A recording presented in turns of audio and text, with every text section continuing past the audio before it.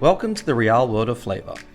Crafted from fresh, quality fruit and backed by industry professionals, Real Infused Exotics is the world's first and only collection of puree-infused fruit syrups. Each delicious Real flavor is designed to elevate and enhance everything you make in the kitchen and behind the bar. Whether you're creating dishes and drinks at home, or you're a professional mixologist or chef, you can bring real fruit flavors to the table with Real's versatile premium syrups. It all starts with fruit, sourced from the finest growing regions, and our relentless dedication to quality production methods. We work tirelessly to ensure that each and every bottle of Real is packed with fresh, authentic flavors.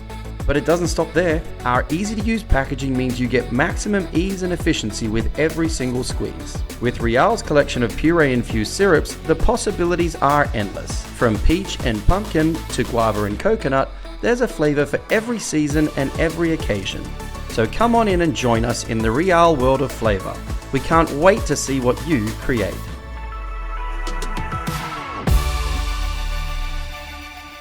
Welcome to the USBG United States Bartenders Guild Shake It Up National Finals. How many people were here last year? Show of hands. Yeah, and also a good mix of new people. There you are. Those are my people. What this is going on, the United States Bartenders Guild had a national competition all throughout the 40 chapters in the United States. Who are their top 5 bartenders for classic mixology? When I say classic mixology, the bow tie, the proper shakes, all the techniques are very well looked at and made sure everything is precisely made to recipe. Cocktails are completely balanced and perfect. Very intense, if you will, which you'll see today a little bit. So the top 5 in the nation are going to compete today. The winner of today gets to represent Team USA in the Olympics of bartending at the IBA International Bartenders Association World Cocktail Championship. It is a big honor just to be here today. It is a huge honor to represent Team USA, and these guys and girls are going to put on an amazing show for you. Second place, oh, we're not done, there's more. Second place gets to represent Team USA again in the IBA Pan-American Games. It's a huge event. It's all South American. Tony's been there before, I believe. He's done a great job. And then third, fourth, and fifth. Oh, there's something for them as well. Not only did they win a trip here to Vegas, but they all have a chance to go somewhere else. Whoever finishes in third, fourth, and fifth today has first right of refusal to represent Team USA in a second competition at the Pan American Games called the Friendship Cup. Still just as intense with the rules, but a little bit more laid back and fun in a good sporting atmosphere. So this is only step 2 of the process. And with your help, we're going to find out who our top 5 are. How many bartenders do we have in the group? Yes. I can tell you this. Bartending behind the bar is fun. Once you get past the nerve-wracking part, learning the recipes, learning the POS, learning where all the bottles are, it starts to become fun. When you start competing, it's a whole different monster. That fun atmosphere, you come here, you kind of like freeze and what am I doing? I don't know what I'm doing. It's very nerve-wracking. But just like bartending, the more you practice, the more you compete, the better bartender you become. So what I need you to do, when you see them kind of shaking or being a little nervous, I need you to applause, make them feel welcome, give them that hometown advantage. Can you guys help me out with that? Nice. Next part is, how can we see you on stage? How can you be a part of this? The USBG, United States Bartenders Guild, if you go to usbg.org, is the greatest place, whether you're a cocktail enthusiast, people that like to drink like my Cleveland chapter right there, whether you're a dedicated bartender, it doesn't matter if you're a craft bartender, a flair bartender, a dive bartender, a restaurant bartender, all levels of bartenders are welcome. And the third division are the suppliers, the spirit cells, the barware, the mixer company. There's a place for you all here, and it's a great place to come from all over the nation to have those cocktails and conversations where we all get to know from each other, learn from each other, and how we can help each other. The competitors today are going to be judged on a wide variety of things. What I'd like to do is bring Mr. Gio Thompson to the stage, our IBA Liaison Co-Chair.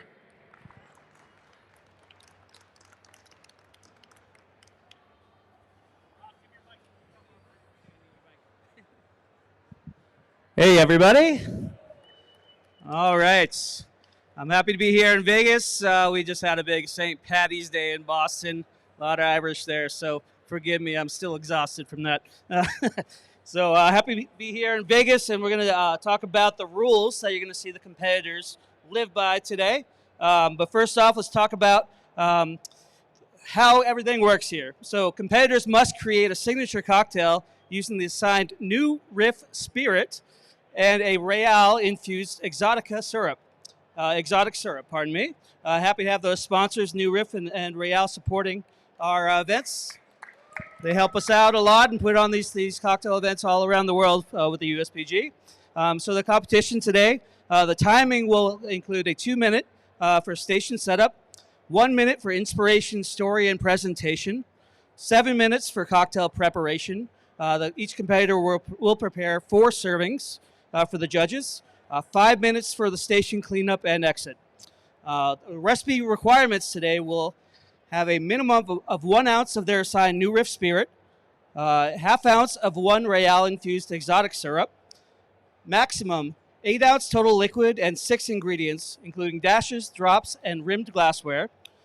Techniques allowed: stirred, shaken, built, or thrown, not blended or hot beverages. Garnish must be edible. Condiments count as ingredients. Measuring, jigger, or free pour allowed.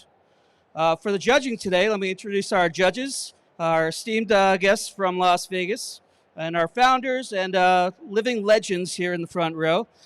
Technical judge is, as many of you know already, Tony Abou-Ganim. Big round of applause. Tony's going to ensure adherence to IBA technique guidelines. Our presentation judge, Livio Lauro. He's going to evaluate fluidity, storytelling, and ingredient connection. Our tasting judges, who will be introduced later, will assess appearances, aroma, taste, and garnish. Our garnish judges, which will be introduced later, verify garnish prep timing and approve ingredients.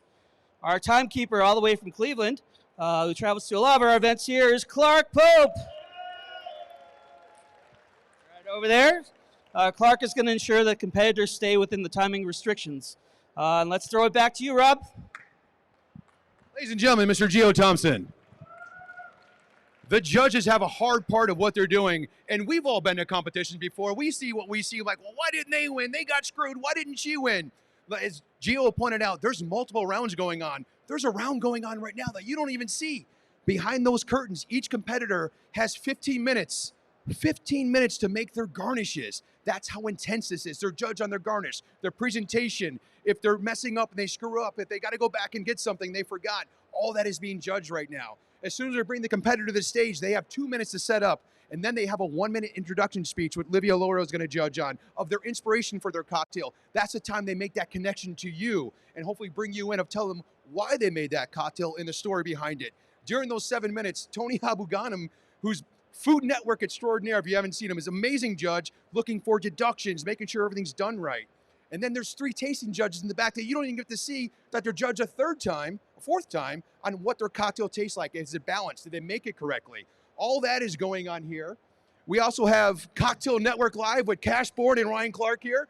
We're broadcasting this live right now, so if you have friends at home, share this, please. The link is cocktailnetworklive.com/live. Get in the comments, get in part of the group, and join the USBG. Are you guys ready to get started? Well, let me tell you this. We cannot do this without our sponsors. They are the ones that support this. The sponsors support our brands. Starting off with the Downtown Grand Hotel and Casino. These people are amazing. They were in the crowd last year. They're like, Rob, we want to be a part of this. And they became a partner this year for this event, and they are amazing people. Next, New Riff Distilling. Great products. If you haven't tried it, go right to the back. Get yourself a shot. Bring me one because my throat's going to get a little dry. And let's become best friends. Second and not least, these 2 guys are amazing. Finest Call, Premium Mixes, and Real Infused Exotics have been the longest sponsors of all bartending competitions across the world. If you haven't tried their products, they're amazing. I highly recommend the single press lime and the lemon. Go downstairs and check out their booth as well.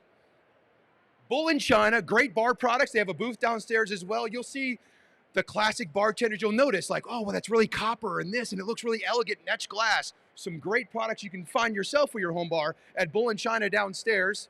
Fresh Origins, there's some samples of the mini garnishes and the micro greens.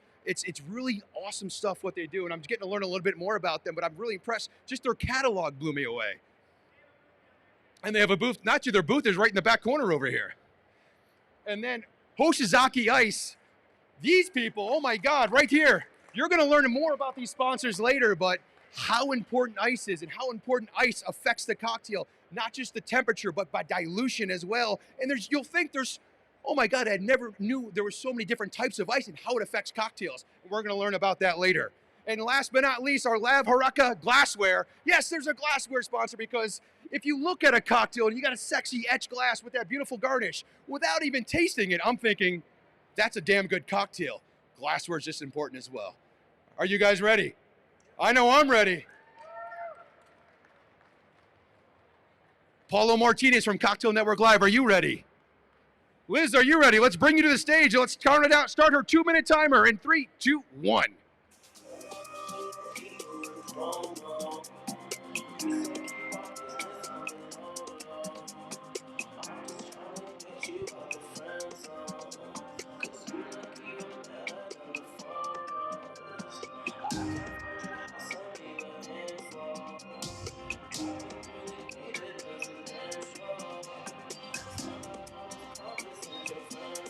So right now, Clark is starting the timer with 2 minutes to make sure she has 2 minutes to set up.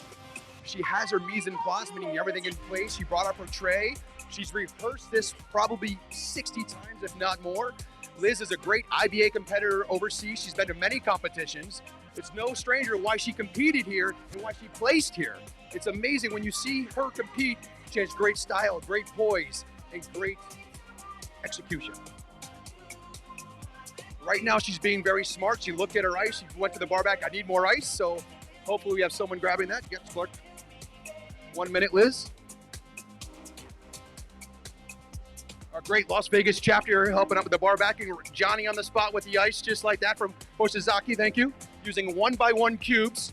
Great in an old fashioned or a booze forward cocktail.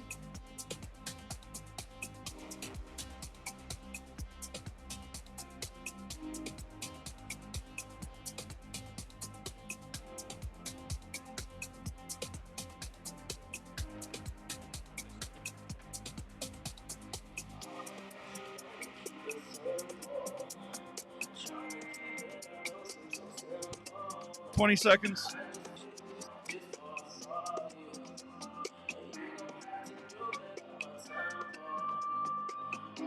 Ten, 9, 8, 7, 6, 5, 4, 3, 2, 1.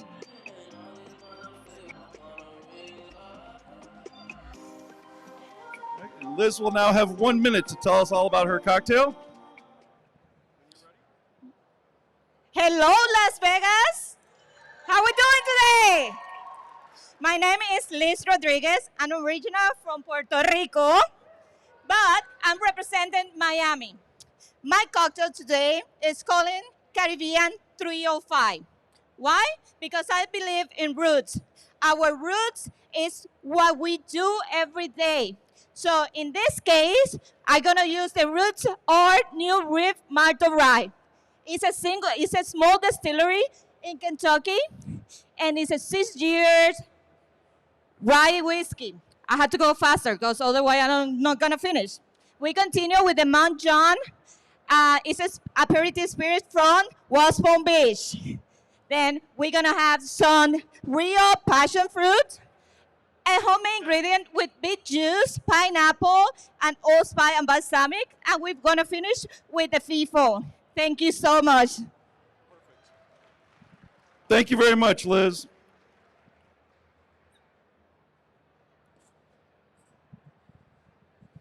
All right, Liz, you have 7 minutes. We're going to reset the timer over here just to make sure for that 7-minute timer.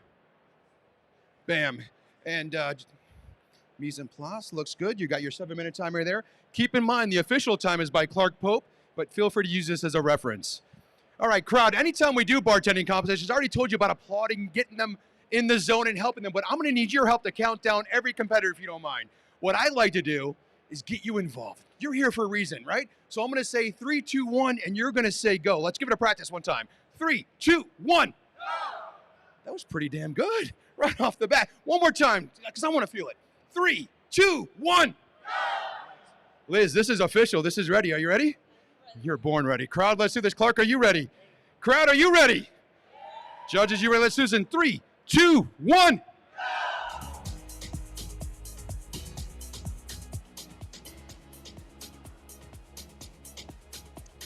Starting right off the bat, you'll notice when it comes to classic bartending, it's way different than bartending behind the bar. There's a lot of presentation, a lot of pomp and circumstance, great etiquette. You want to make sure there's no spills. And Liz is a master of those crafts. Right now, she's icing down her tin to make sure it comes down to the proper dilution and proper temperature, and then she's going to strain that off. So when she starts to make her cocktail, she's making a cocktail in a cold tin opposed to using a warm tin where that dilution, just those little bit of drops of water, makes a huge difference in a cocktail.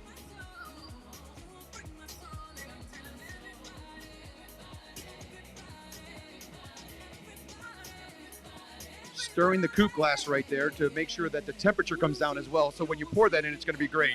She just dumped all of her ice and water into the dump bucket, so now her tools are properly chilled to begin making the cocktail process.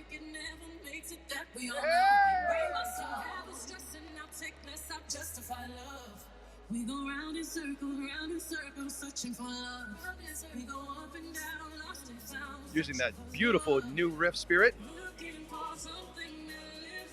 Interesting jigger. I'm a fan of those kind of jiggers of different styles. We've seen the Japanese ones. We've seen the bell ones. I love the jiggers that do multiple pours into one. And I'm getting older, so with that glass is great. I can see it a lot easier than that metal one. Like, what am I looking at?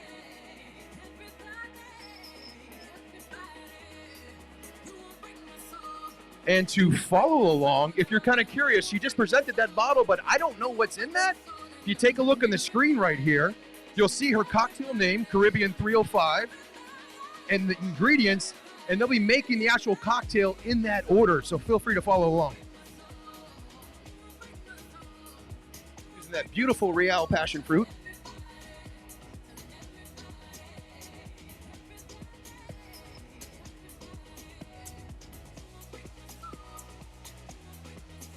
Being very clean and technical. What you don't see here, she went to go pour the jigger, and with the Real syrup, it kind of stuck a little bit as she's dripping. She took a towel and made sure to wipe it so she didn't get any deductions for drops or spills. Great clean technique so far. Halfway through, Liz, halfway through your routine. No, I'm sorry. You have another minute still, I apologize. Forgot we're doing 7 minutes.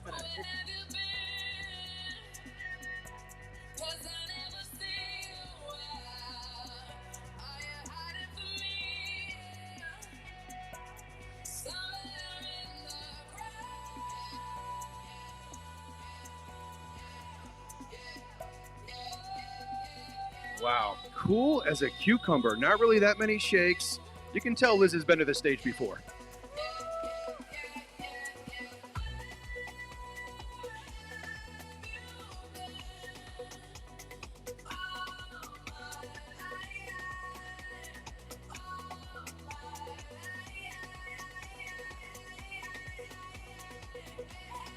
Those coupe glasses, which you'll see there's different glassware halfway through, Liz, halfway through.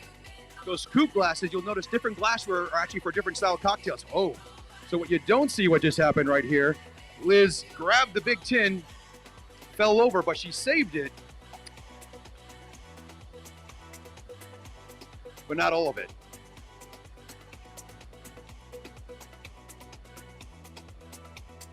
This is the experience of a well-seasoned bartender. She didn't freak out. She's gonna make it work with a smile. Crowd, please give her applause for that. Like, what just happened and how she's handling it is amazing. And let me help educate you. Anytime you see a competitor shake, this is the time you reward them.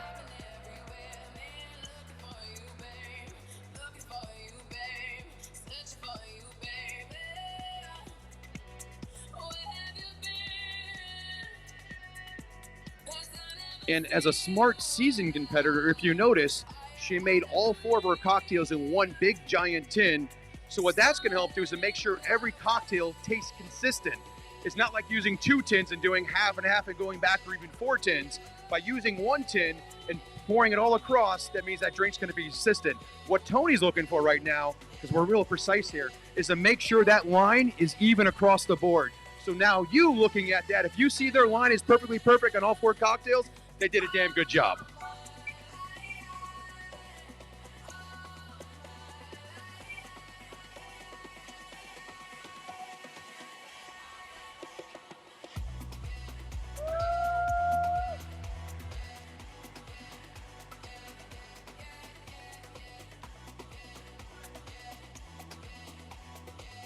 This is part of that 15-minute garnish round she did ahead of time, and now delicately putting it on there.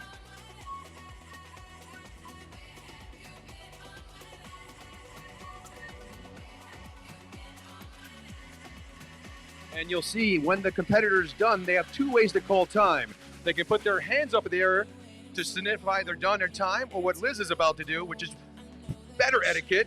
She's going to present the cocktail to you, the judges, to officially call time. Seasoned professional with 1 minute to spare.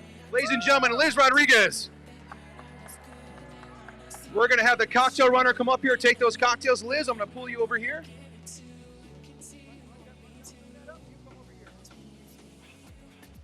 Barbacks, like attack that stage. And let's let you know Liz right now. Liz.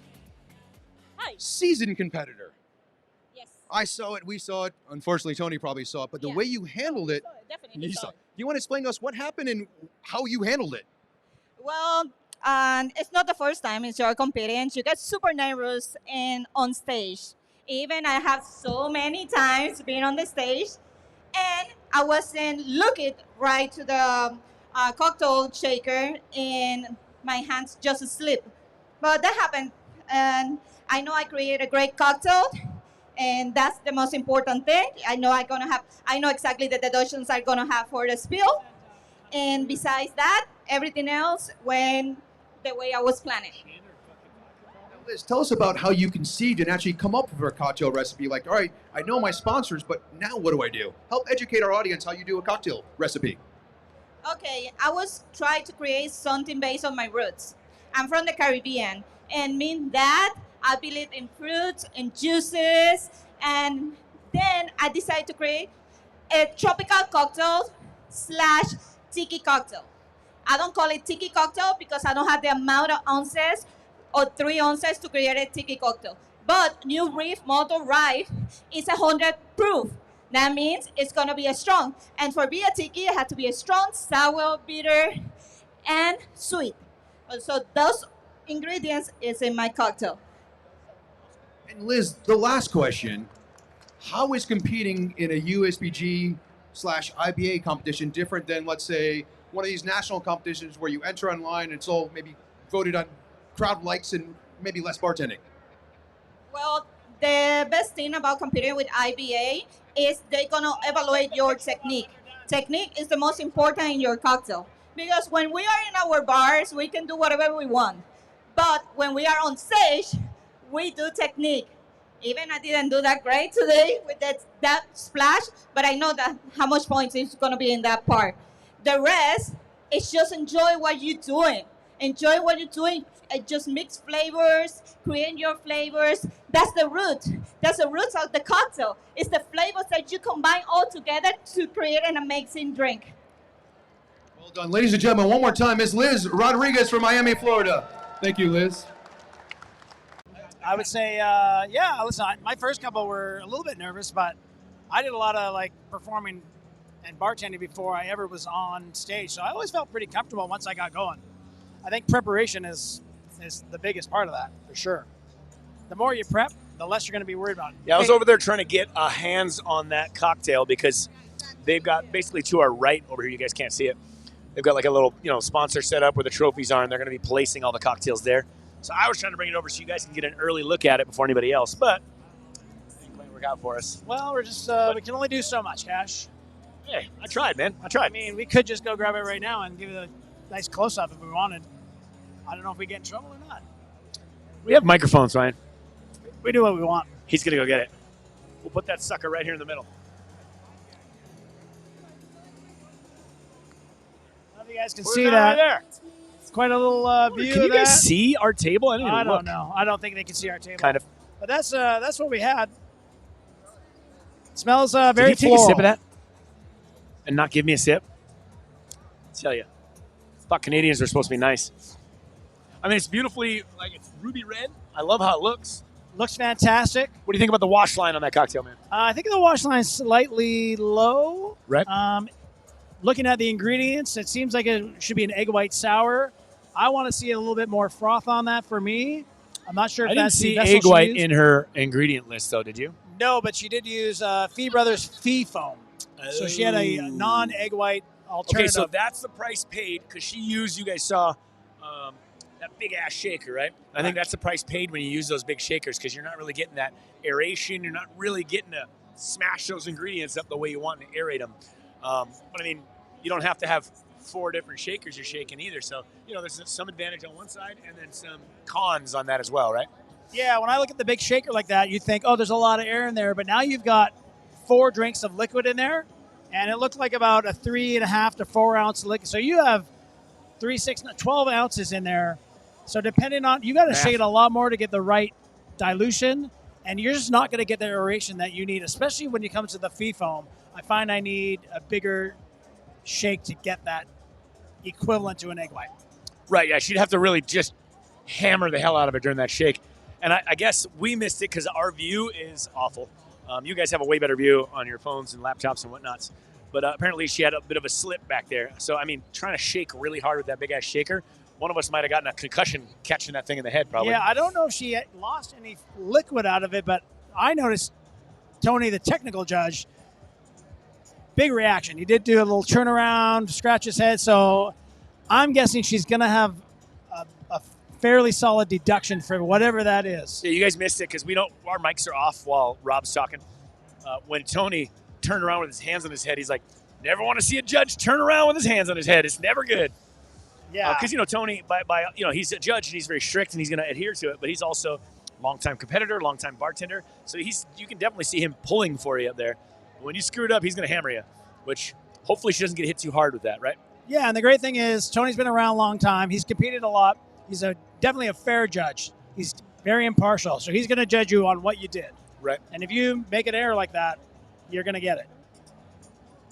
But we'll see. We'll see how it turns out. I mean, I didn't taste the drink, but it smells great. Oh, see, I thought you did. It looked like from my angle that you took a sip. I was really complaining. take care of us. So thank you. We've seen some all amazing 28 glassware. people We online talked about it. killing it. And we have. Hey, I did go over, and New Riff has a gym. I don't know if they're using that any today, but Tell us about your products. All right. Well, nice to be here. Hello, everybody. I'm here on behalf of Lav Glassware. Lav is the world's 5th largest soda lime glassware factory based in Turkey with a warehouse and distribution over there in New Jersey. And we're thrilled to be part of this competition. And it looks like a pretty good crowd here. A lot of big attendance. It's great. It's good to see. Where'd my guy go? You didn't have more material? I got lots of material. What do you guys want to talk about? I can get up. Huh? Could talk about glassware. Okay. They actually had some questions for me to answer. Do you want me to just kind of talk about the factory itself? Yeah, so we're producing 2 million pieces of glassware per day. So there's many different types of glassware. You got soda lime, borosilicate, crystalline glassware. We're, the world's 5th largest soda lime glassware factory. Produced in Gataia, like I mentioned. 350 SKUs for the Horeca offering with 125 stocked. When I say And a Horeca, SKU when I for say those of you La out there, Horeca, what does it does stand everybody for? know what Horeca means? No, of course It's a red not, light. because this is very much a European term. So I'll explain it, even though they want to make it like Europe and vice versa. Horeca stands for hospitality, restaurants, catering.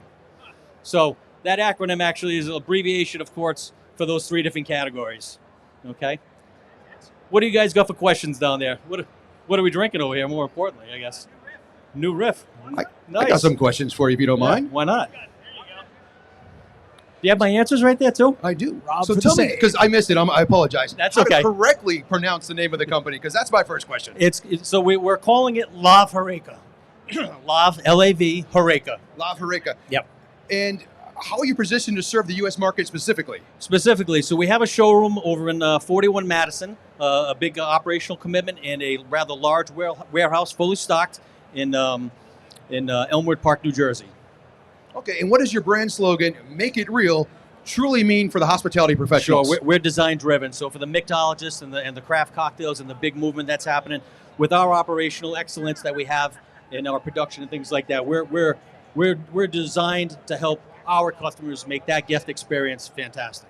Now, how does La Horeca, because I've seen the line, you got a great bunch of glassware. Thank you. A huge line. How do you guys maintain quality but still innovation?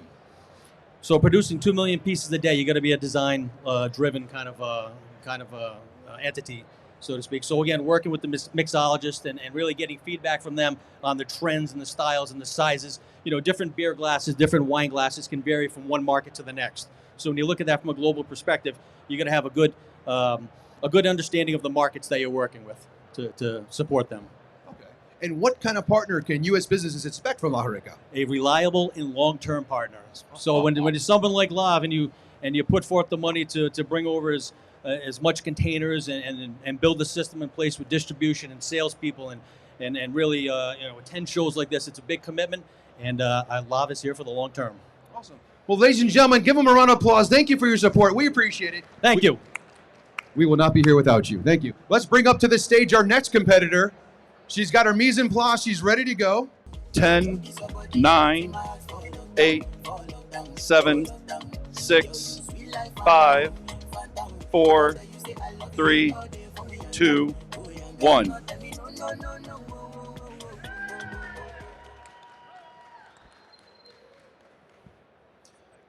You ready, Yolanda? Excellent. So, Yolanda, you're going to take 1 minute to tell us all about your inspiration and introduce your cocktail. My name is Yolanda, and name my cocktail's New Riff on Reality. And first of all, thank you for sharing this moment with us. It's inspiration itself that you're here this afternoon. My cocktail is going to have the Real Strawberry, in addition to the New Riff Bonnet and Barrel Rye as well. And I made a homemade clarified rhubarb basil cordial. And the color of my cocktail will represent strength and resistance, which is a color in the Black community, and I always want to be represented. I want to be hopefully inspiration for other minority bartenders, women of color. I want to say a shout out to USBG for changing my life this past year. Shout out to the USBG Cleveland chapter for helping me out in Portugal. And thank you, Bobby Dad. Thank you. Let's have some fun. Thank you very much, Yolanda. Let's get the timer reset to 7 minutes if we can. Yolanda, I'll give you the same advice that I gave every other competitor. You'll be a countdown timer here. It is not the official timer. Clark is the official timer, but this will give you a rough estimate if you need to know where you're at. You ready to go? Clark, are you ready, sir? Crowd, are you ready? I love more and more people coming over. The louder you are, the more people will come over. Do me one favor, just make some noise. They put us upstairs today, so let's be loud in 3, 2, 1.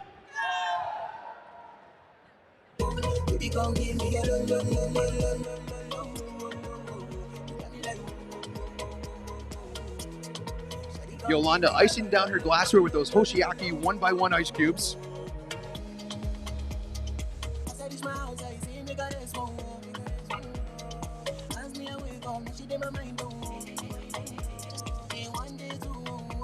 Her cocktail, the New Riff on Reality. Oh, I see what you did there. I like that. Lime juice, Real Exotic Strawberry. There it is. Smart competitor again, icing down her tins, making sure her tools are properly chilled to make that perfect cocktail.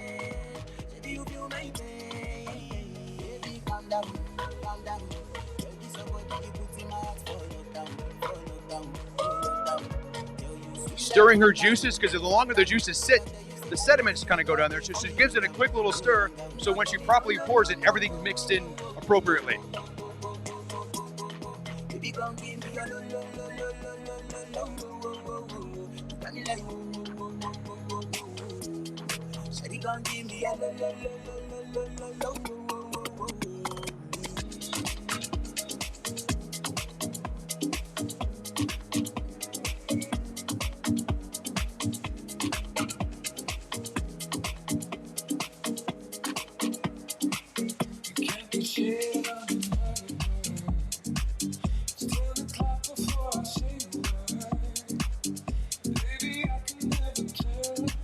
Presentation of Real syrups, we're going to learn about it a little bit later. great product, the strawberry, which they actually source their strawberries from Washington. They go across the world to get the best ingredients for their cocktails. Their mangoes they get from India, their passion fruit they get from Guam. It is a really quality product, and I encourage you to try it.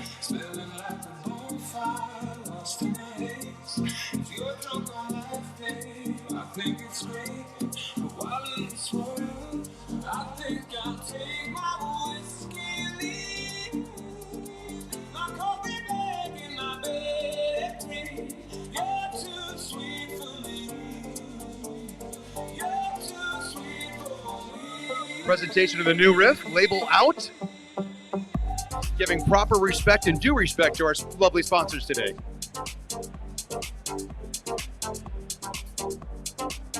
If you see Tony looking intently right now, she's pouring the jigger and trying not to spill, and she's handling it like a champ.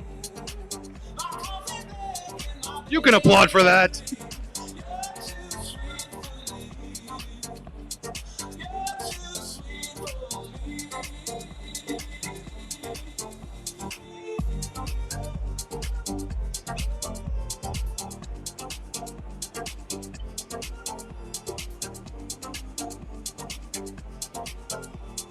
Very nice. New riff, Real Ingredients. Thank you for your support.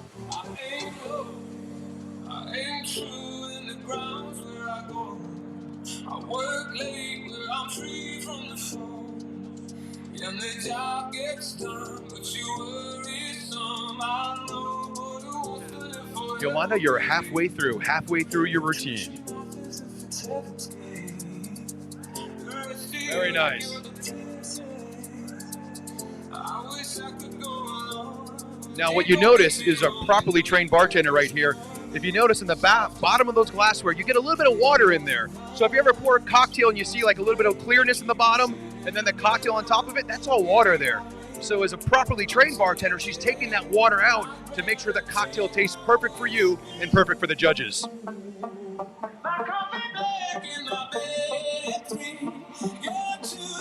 And this is the time you applaud. When they shake, you clap. Doing a smart double shake, utilizing two hands. One of my opinions of bartenders, I really feel like you're not a proper bartender until you can use two hands and make a proper handshake and daiquiri. She's using a fine mesh straightener right there. What that's going to do is make sure all those little particles and imperfections of the ice and anything in the cocktail stay out of the cocktail, and only the goodness goes in the glass. Write that down. That was pretty good.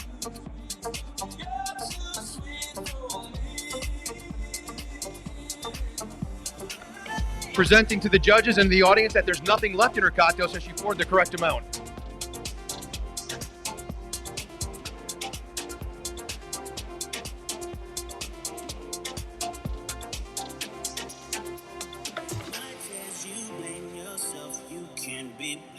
Looking for those perfect levels where all four of those cocktails have that same wash line. Very hard to do normally, let alone under a stressful situation like this. There's that smile. There's that smile.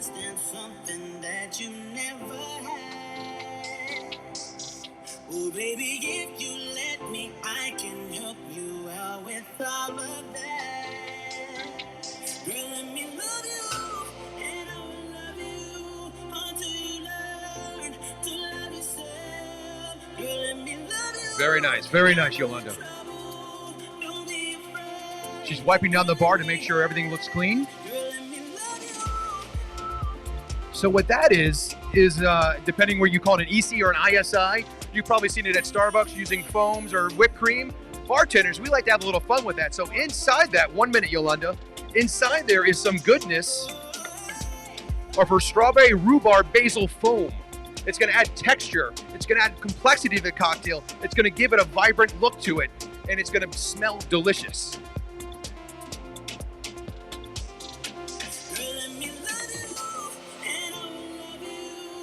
Utilizing a beautiful garnish she did in her 15-minute garnish time.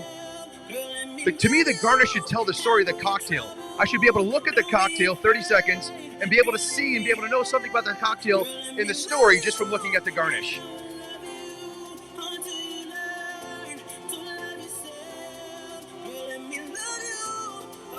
Taking the time to make sure everything is perfect. 10, 9, 8, 7, 6, 5, 4, 3, 2, 1. Ladies and gentlemen, Miss Yolanda, Gregg. And I love the little shout out. If you look on her napkin, the cocktail's a new riff on reality, a little added touch to the sponsors. Thank you, Yolanda, Gregg. Let's bring up the cocktail runners. Yolanda, I'm going to pull you this side over here. Come here, girl. Come here, girl. Oh! So proud of you. Let's get over here and do a little. Yolanda, you're no stranger to the stage. You've been here last year. Tell us how your journey has changed from when you were on the stage last year to where you're at now. Well, I'm glad you asked me that question. If you watched the video from last year, it might be a little bit different. I've been doing a lot of competitions, and I see some Charlotte, North Carolina people in the audience right now. Thank you for being here. It's some familiar faces. I love this bartender community, by the way. Again, the USBG organization has pushed me so much. I get chills, like I'm gonna cry, because I am such a better bartender than I was last year. And I'm gonna continue to learn. I'm learning so many things right now. I met so many people, not only in the United States, I have friends all over the world now. And I'm very thankful because of this beautiful organization of USBG. I really appreciate it. I did have some spills, but I did have some fun up here. And I made some new friends, some friends with Rob, Tony. I really appreciate everybody. This is truly a gift. I'm glad I get to share this with you all. Thank you so much. This is truly a loving family. Oh my God, you look like you're gonna cry. It's a loving family. We support each other. We have group chats. When you come into town, you have a couch to crash on, a new best friend. Now, Yolanda, we talked about your journey, but let me ask you this. You travel, you get to meet new people, but in your life, had you ever realized that you are now making cocktails that are important to you, but in front of important people like Mr. Dale DeGroff down here, the king of the cocktails? If you don't know this man, go introduce yourself. The level of cocktails will not be where we're at without this man. He started the trend back in the mid-'80s to where it is now. Fresh ingredients, quality techniques, amazing, and ask him about the Cosmopolitan. Yolanda, question for you. I see you're dressed up in red in this tie, and we got matching ties, and you got these pins. What does that mean for people out here that don't know what that is? This is a guild uniform. Last year, I earned my first USBG tie from this competition last year. The USBG chapter has been around for many years, I think 50 plus years. It's a sense of community, sense of friendship. We learn from each other a lot, but this is like my guild uniform. And I love the color red. It's a good color of me, so. But here you go. And I have my USBG coin. I gave all my pins away in Portugal. So. Are you throwing down your coin? Oh, what? What? Oh, there you go. Ladies and gentlemen, Mr. Yolanda, Gregg. Thank you. I'm going to give you your coin back. A little inside information, like we have a bunch of drinking games, right? We're a club of bartenders and enthusiasts. So what Yolanda just did, she pulled out her challenge coin. If you are an active USBG member and someone throws down their challenge coin and you don't throw yours down immediately after, that next round is on you. If you happen to throw it down and they throw it down, well, you took the gamble. Now whoever threw that first one down, that round's Beautiful. on them. We're back. We wanted to kind of spice it up a little bit because I was tired of hearing our voices yabbering at each other. So we brought over the legend, the one and only king of cocktails, Dale DeGroff. Dale, say hello to those fine folks out there, millions of people watching at home. Well, I wish you could be here. It's amazing. Yeah, having Dale here it's a great connect back with a lot of our origins. I know one of my first cocktail books I ever bought was your book. It still makes the circulation and all the time when we're training new bartenders to talk about where it began and how we've come really far, but we actually haven't gone that far at all. We're still using all the classic ingredients. What do you think about all these new ingredients that and techniques they're throwing around nowadays? Well, Tony and I go back with IBA rules and competing because we were in Spain together for the Martini Grand Prix, which is competition by IBA rules. And I've had a guy like Tony looking at, and you have to perform on white linen. And so one single little drop, deduction, you know, they do it out loud. They don't just write it down. Oh, nice. They let you know. There's a by the whole way, theater out there. There's a whole theater out there. Just in case everybody missed it, there's a drop. In case you're not nervous enough. Which is funny. So Yolanda won last year.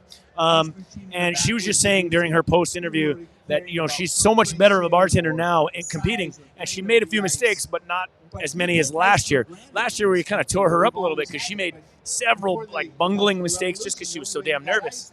That's one of those things. How did you deal with the nerves when you were competing? Well, I practiced with these IBA rules, which are so difficult. You can't touch anything that goes in the glass. So when I was famous for my flamed orange peel, right? Well, you got to touch it.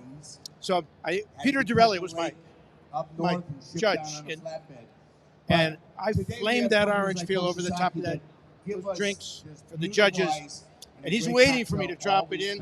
Then I took the tongs and I put a separate new, and he was like, you throw him a little look. Right? Finding the workaround. That's the style of a true champ. It was so much fun, though. I was relaxed because I was an older guy, And for me, this competition stuff, it's wonderful to show off. It's wonderful. But you know what? You know who makes the decision about what kind of a bartender you are? The people sitting across the bar from you. When they show up every night, that means you're the best bartender in their bar. And that's all that counts. Direct feedback, right? It's all that counts in the end. Yeah, for me, it's tough when you're up there because you don't have that. You don't have a guest in front of you. Yeah. You've got guys like this over your shoulder, guys like that over your shoulder. Yeah. Well, that's the crazy thing about a cocktail competition is that it's all about the bartender, not about the guest. And my favorite quote that I've heard lately is, the cocktail should be the garnish to your experience while you're in the bar. It's nice. And of course, at a bar, it's all about the guest. You're exactly right. So moving forward, what do you see in your future? I mean, last time I saw you doing something interesting, you were crooning at the tails of the cocktail. I thought that was going to be your next career. What do you think? What do you see yourself doing in the future? Well, I've already, I'm 2.5 years in with Ted Bro, my partner, DeGroff Spirits. We have an Amaro and a bitter aperitivo. We have an S on the end of that word for a reason. We're already developing a third. Our distillery partner is Hood River, Oregon. They're wonderful partners, and we're traveling all around the country. We just opened up Chicago for the brand. So, and I did a 2020 edition of the New Craft of the Cocktail. It's called the New Craft of the Cocktail. It's sitting on my bookshelf at home. Better be on your bookshelves too. Well, Dale, we can't thank you enough. Really appreciate you making some time. Thanks so much for popping in. Absolutely. Take care. Happy to see you, Dale. 10, 9, 8, 7, 6, 5, 4, 3, 2, time. Thank you.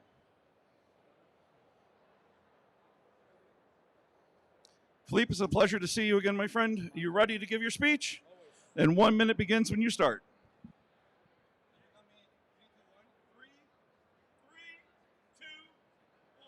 Thank you so much, everybody, for being here today. How are we doing? Let's break the ice right away. You know, guys, that feeling that you sometimes don't quite belong. You have that feeling sometimes? Judges, maybe. Dale, maybe. Well, this happened everywhere. Let's see the cocktail world. The Negroni.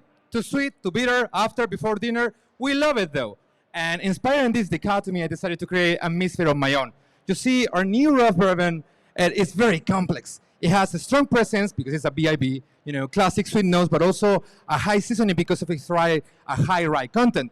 Our black sherry, one of the new members of the Royal family, also shares some categories of this. We're going to round this out with some orange blossom, some cacao bitters, and we're going to top it up with a lovely air of dairy, nutmeg, and vanilla, just for a lovely bouquet to the palate and the nose. Now, is this a before or after dinner cocktail? What I can tell you, this cocktail is intriguing. Thank you very much, my friend. All right, let's reset the clock to 7 minutes. Felipe, you have your unofficial clock right here if you get lost of where you're at. Unofficial. Keep in mind, the official time is by Clark Pope on his stopwatch. Felipe, are you ready? Always. Judges, are you ready? Crowd, are you ready? The people at Cocktail Network Live watching at home, 100 viewers right now just saw, are you ready? They're applauding, I hear it. Then let's count them down in 3, 2, 1. Oh, we'll work on that next time.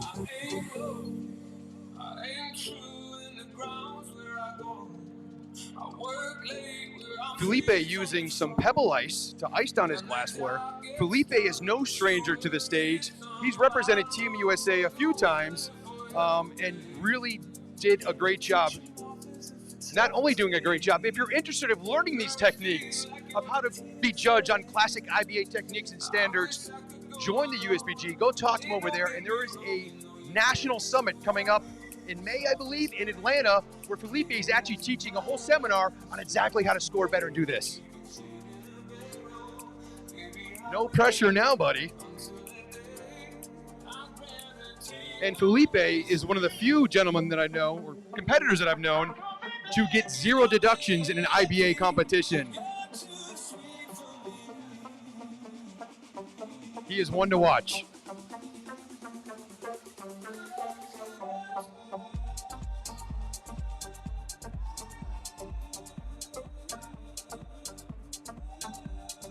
Showcasing that beautiful Real. Black cherry.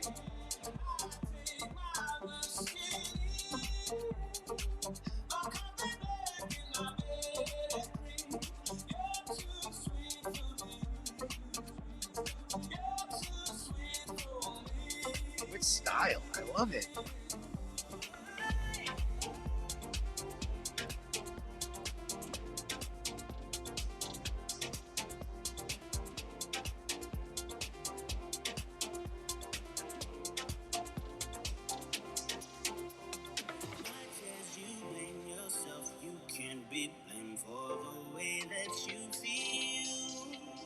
Nice. If you notice, like he's going right to the top with these, measuring every pour exactly, without spilling a drop so far that I've seen, but thank God I'm not judging. That's Tony's job over there. But he's calm, he's collected, doesn't have the shakes. He's been to the stage before and it shows.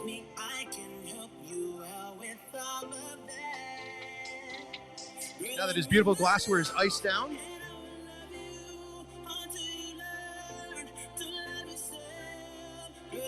using those Hoshiaki 1x1s to shake his cocktail with. Ladies and gentlemen, when he shakes, you applaud. He smiles. This is the time when we tip our bartender by our applause.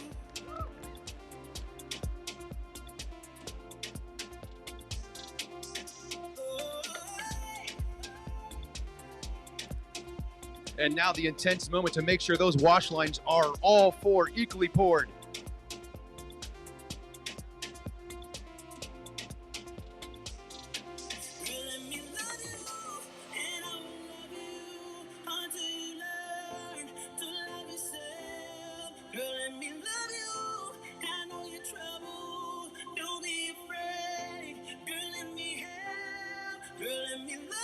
Very smart using that napkin to make sure that no residual drops move from glass to glass to make sure he keeps his deductions low. Felipe, halfway through your routine, my friend, halfway through.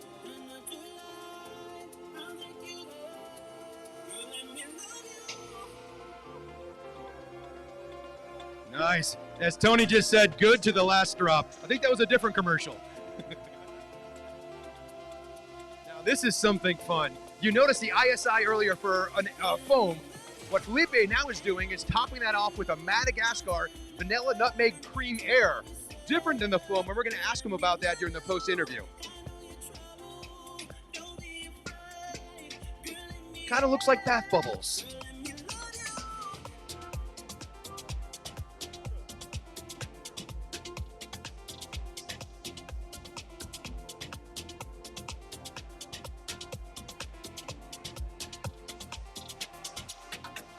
Great molecular mixology technique, which we use with a fish pump and other different things, which we're going to learn about how Felipe did as well. Right to your left, sir.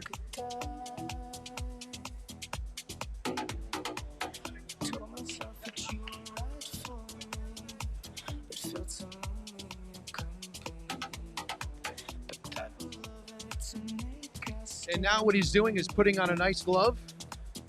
2 nice gloves. He's got 2 hands, unlike Michael Jackson. And that garnish, if you get a chance to look at that, just looks stunning. The fact that he used probably almost every minute of that 15 minutes to bring that cocktail to life, to tell that story of that beautiful cocktail, that's called intriguing. Like resignation to the end, always the end.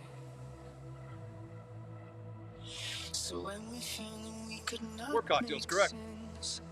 But as a 4 cocktails, which you just pointed out, but as a seasoned professional competitor, you always bring an extra glass. You always bring extra garnishes. You get nervous sometimes. Things happen. It'll fall off the glass. You want to make sure you have a backup. And Felipe does, and well done. You can see that's a great technique, and probably from a lesson learned.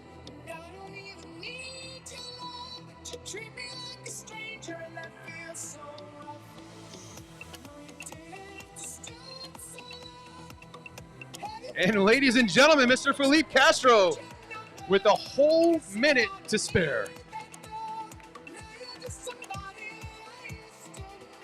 Cocktail runners, bar backs, let's hit the stage. Felipe, thank you. Put the drink down and come over here, my friend. Let me know you're a little better.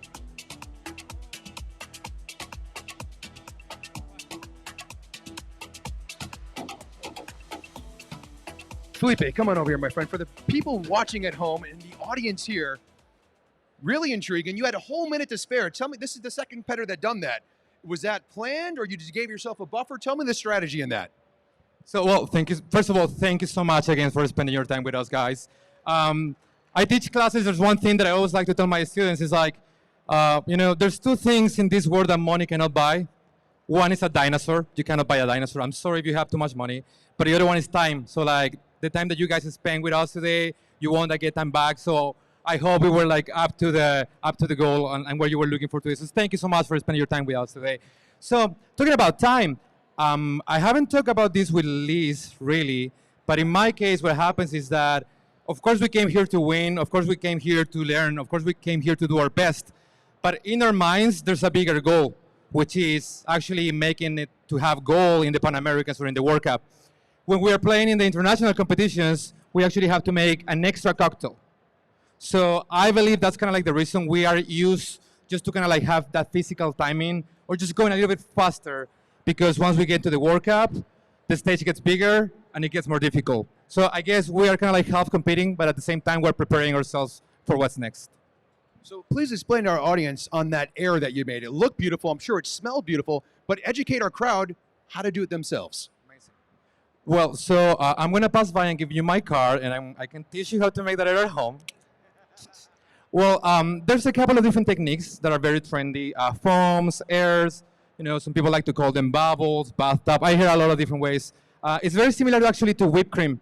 The whole difference between all of them is basically what thickening agent you use to create this. Now, on my personal opinion, I love to work with airs because airs are more subtle to the flavor, are definitely more enhancing of the nose and the palate.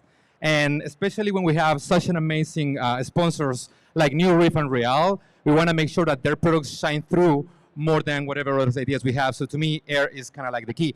Now, Rob just let me by myself here, so I'm going to take this opportunity to say something about Rob.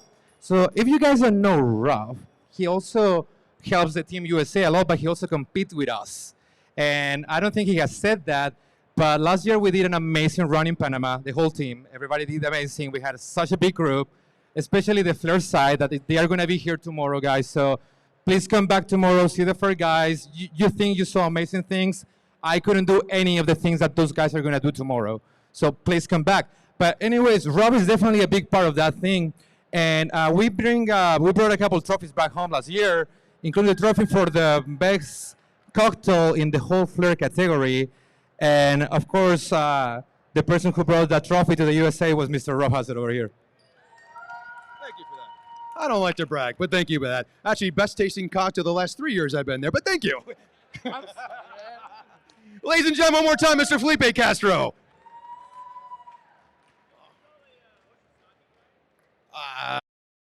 You guys too. All right, so I don't know if you guys noticed the difference. Well, I mean, my cohort is gone, but notice the difference in polish, like from our first 2 competitors. Not that they were bad, but this just speaks volumes about how experience changes the whole thing. The more often you come back for these competitions, the more you practice, the more you study, just the better you get and the more polished you are as a competitor. It's tough to get up there in the first place, but when you do it a dozen times, it does help because you're used to dealing with that energy. You're used to dealing with all these people staring at you, strangers. I mean, there's going to be a lot of your friends in the audience if you're a good bartender, but still there's a lot of strangers staring at you. That can be very nerve-wracking. I don't know if you noticed, Felipe stepped up there, poised and polished the whole way, even down to his speech and when he was talking that 1 minute before. I think it was a pleasure to watch him. And as we go through, you're going to see Jonathan Stanyard coming up next. After winning World Class, he's going to be another guy. You're going to notice that difference in just the polish and the poise, which I never really mastered. I just basically would get a little bit of a buzz on and be like high on a cocktail of adrenaline and fear when I was behind a competition bar. But these guys, they take it to another level that I've never been really good at when it comes to like cocktail comps. I was always kind of twitchy and half drunk and doing shots of Jaeger when nobody was looking. That's why you made such a great judge, because my time meeting you, you were already done competing, but you judged the hell out of me. I certainly did. I really enjoyed ripping the pieces. 10, 9, 8, 7, 6, 5, 4, 3, 2, 1.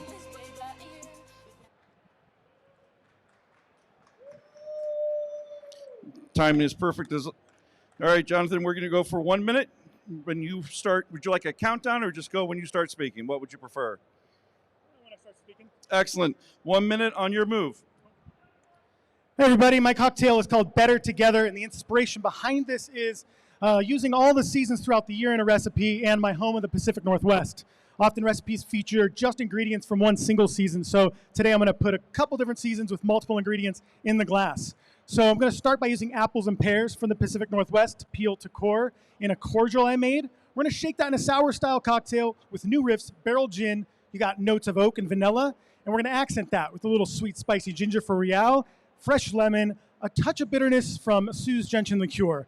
On top of that, we're going to layer that with a strawberry garden herbaceous air. And so this is where you have in the glass a fall-inspired cocktail that is a sour base, right, with apples, pears, and ginger. And on top, summertime air, some garden herbs, strawberry from Real. So this is kind of proof that we could celebrate not just one season throughout the year, but multiple, and it's evidence that everything is better together. Thank you all. Enjoy. Thank you very much. Well done. You've done this before. You fit it in time. Judges, are you ready? Crowd, are you ready? All right, because you kind of let me down on the last one, so I need you to just really give it to me right now. We got people walking by. They've had some shots in them. Now they're ready to be entertained. So when I say 3, 2, 1, you say go. 3, 2, 1.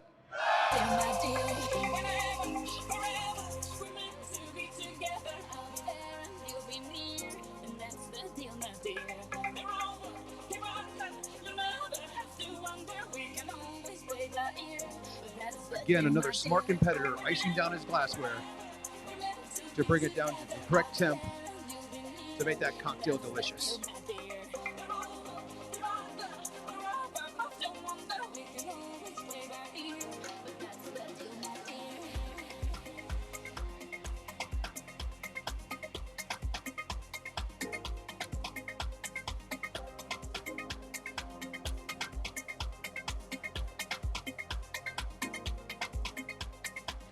That double shake to ice down his tins.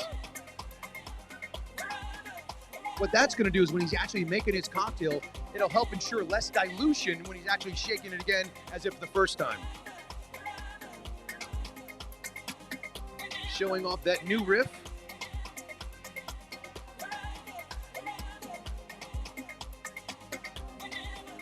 Better Together. Barrel Kentucky Wild Gin. It's actually an aged gin. I love that. It's been such a trend lately. I do, Cash. Please.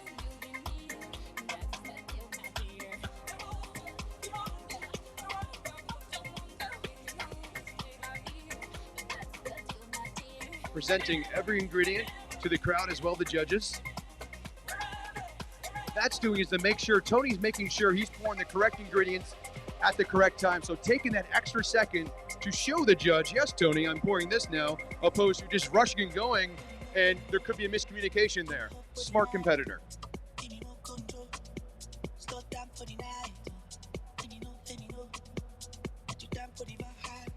Again, stirring those juices to ensure that when he pours the correct amount in there, it's balanced, everything's in there, not all the sediments or the pulp just fell to the bottom.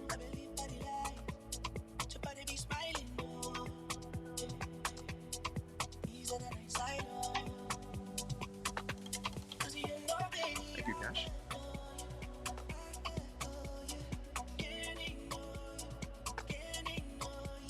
Wow, that is good. Looks like the apple pear cordial, or Sue's maybe.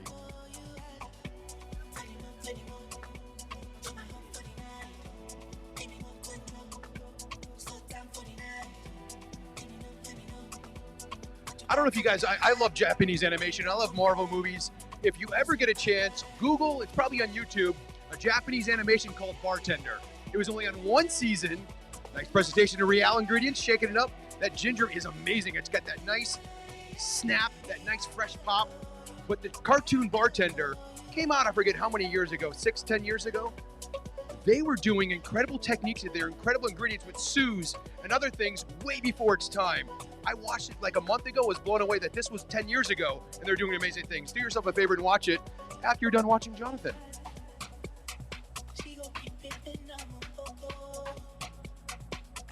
Again, showing love to the sponsors, Real Infused Exotics, longest running sponsors of bartending competitions across the world. Halfway through, Jonathan, halfway through. Right now he's straining that water out, so right now his tins are properly chilled with no dilution in there. Adding more of those 1x1 ice cubes from Hoshizaki.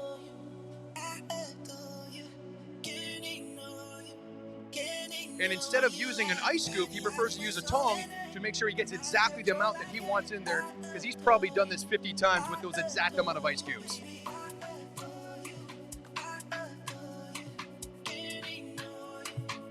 This is your time. This is when you applaud. He shakes, you applaud, he smiles.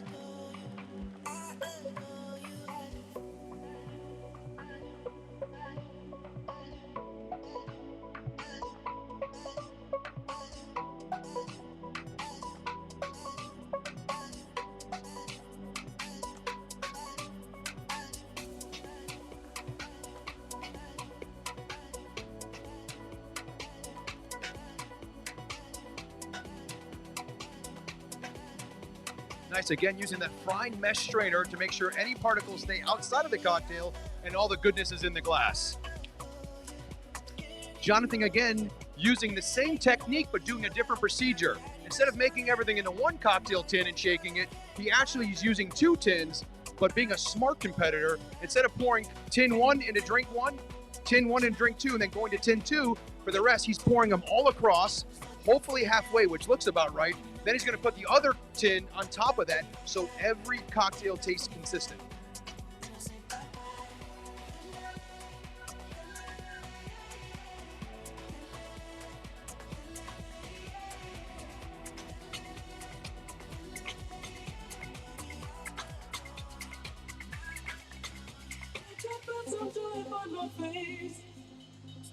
Crowd, what do you think? How are his lines? You got a better view than I do.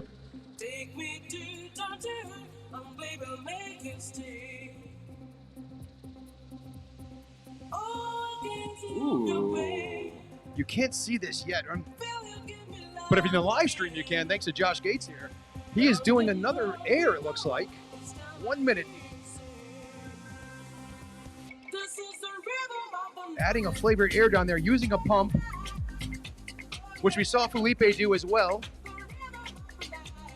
It's going to add color, it's going to add texture, but that aroma is really going to pop on there. And a visual appeal. Yeah, Tony's saying he can smell it from there.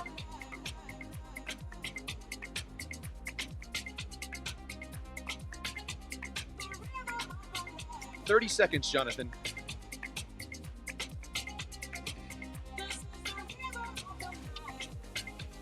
Moving on to his garnish.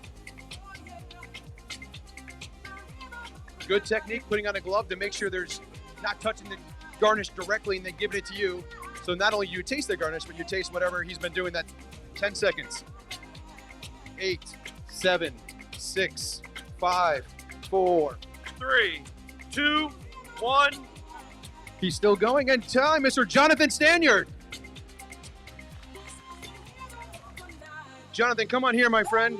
Drink runners, we are ready. Barbacks attack that stage.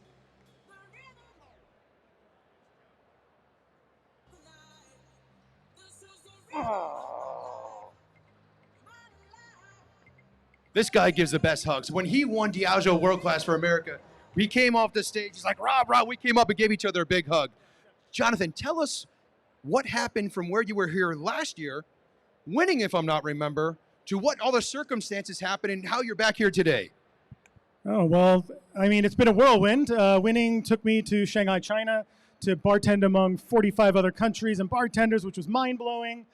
Just techniques, inspiration, flavors. Everyone brings their A+++ game. So it was, jaw-dropping and inspiring. So, yeah, doing that. And when these opened up, I wasn't going to not come back for another chance doing this, coming out here, shaking it up with 4 other great competitors. It's been a blast. Yeah, thanks. And I've been following your social media. I love social media. The Bitter Gringo, if I'm not mistaken, on Instagram. Tell us about what messages and what you put on there to get the word out of what you do and how to help other people. Yeah, I think nothing is sacred. Nothing is like secret information. Everything should be shared. Everything's been done before. Everything's an iteration of an iteration. And so, yeah, I put recipes up there from cocktail ingredients to full cocktails. And then it sparks these conversations in the posts or in my DMs where people are looking for inspiration. How did you do that air? Or what ratio do you prefer? I made this air with Aperol and it's not working. And well, you can't really use alcoholic products in this. It's not going to work. The proteins will just break down. So, knowledge is power and sharing is caring and everything is better together. So what you don't know, these competitors, we put them in group chats so we can answer questions all together. Everyone gets the same amount of information. But more importantly, it's a resource where you all help each other. And I know that foam thing came up from another competitor. One thing I've noticed in the past, especially with Classic, is it was kind of cutthroat. Like you had this secret recipe or technique and you didn't want to share it, and it's like mine, right? But it was great. But I've seen that change over the years where now everyone's helping everybody. You want everyone to do the best. So when you're on stage, you can compete against the best and leave everything on the table. What are your thoughts? Yeah, I think this goes without saying with most competitions that I've had the pleasure of being in, from the Shake It Up to World Class or such. It's not oh, how'd you do? And they say, I spilled something. And you're like, yes. And you're like, son of a gun. You want everyone to do their best. And everyone's there to support. So going into this, I need a tray. Oh, I got a tray for you. I need a cutting board. I got a cutting board.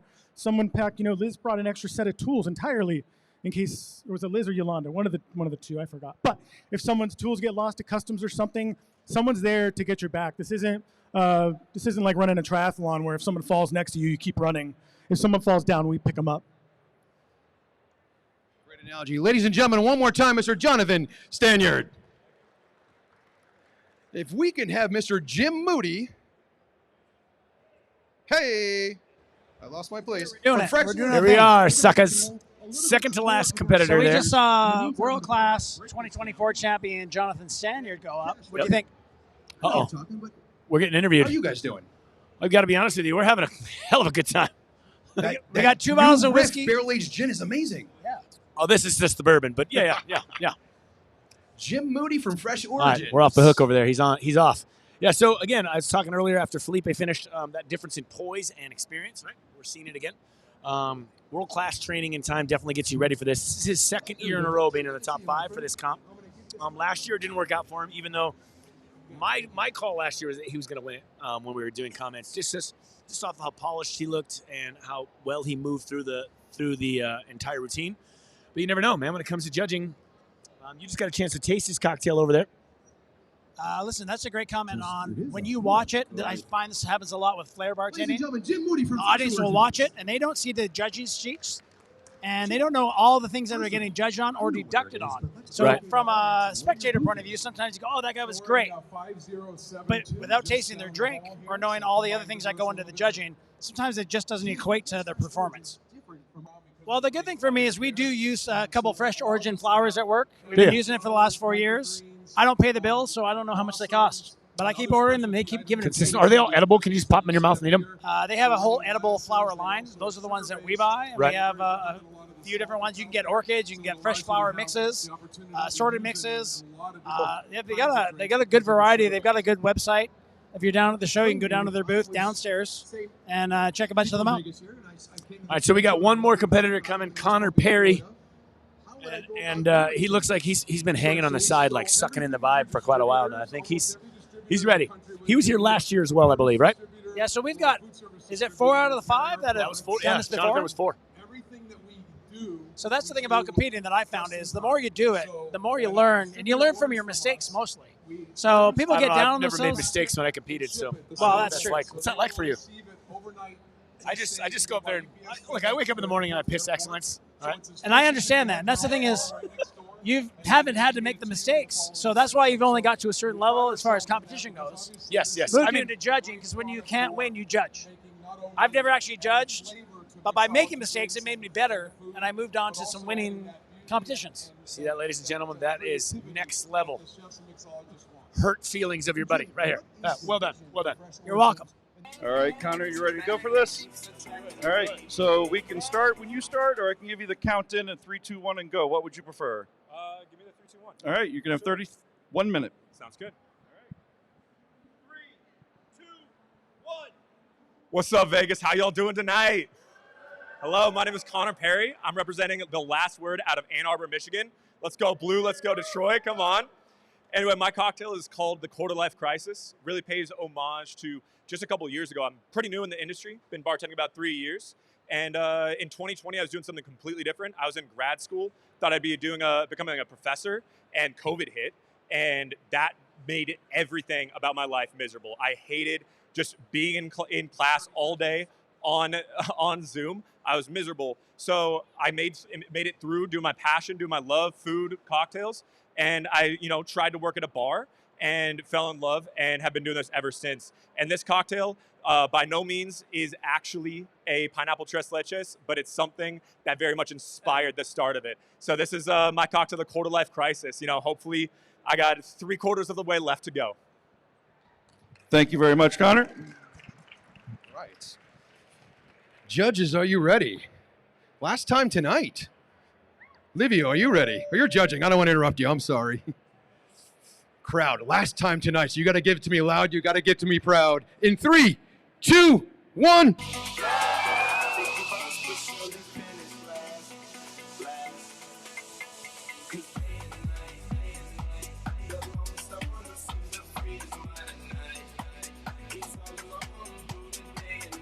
Connor icing down all of his glassware, his Yari mixing glass, and his glassware for his cocktail. Saving time by doing it all at once.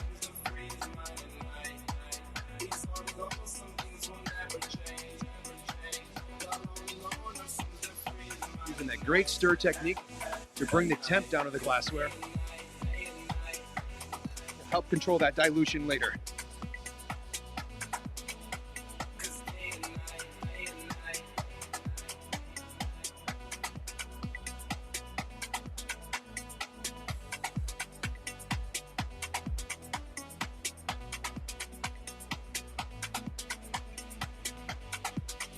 Muddling a drink. So this is the first time we saw this today. There's lots of different techniques to make a cocktail. You can shake, you can stir, you can throw.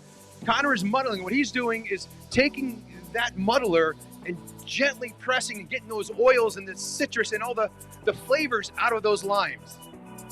So many different ways to make cocktails, so many different ways to prepare them. And when you master them all, you're a genius. Real ingredients, great. Well, that's the pineapple. Ooh, I love that one. Makes a great pineapple handshake and daiquiri. Now look at this.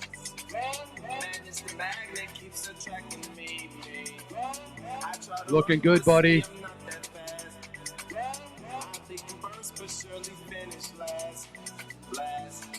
Fino sherry. Sherry in a cocktail. It's not your grandfather's drink anymore.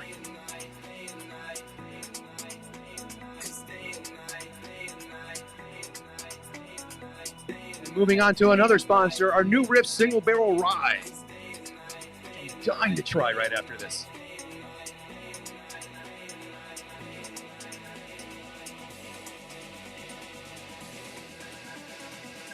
If you notice, I think every bartender here has been using a jigger to properly control the amount of liquid that goes in their cocktails. You as a home bartender, if you have to buy one bar tool, buy a jigger. It'll be the most valuable tool for your cocktails making consistently every time for you and your guests.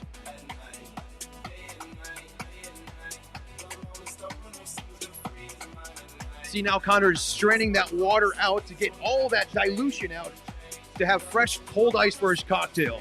Smart technique, instead of dumping and redoing it, saving time by doing it this way.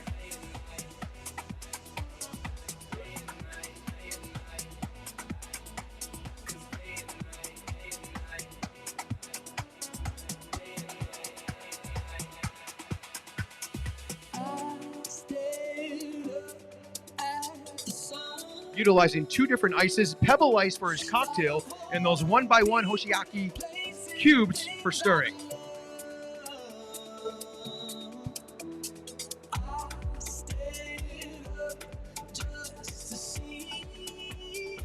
Connor, you are halfway through, my friend, halfway through your routine.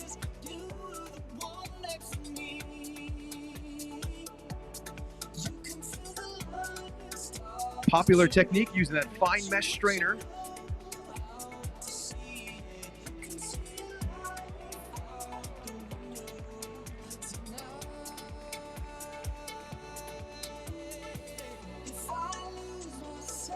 If you notice, depending on how much particles are in the fine mesh strainer, what happens at the end there, it kind of gets a little thick.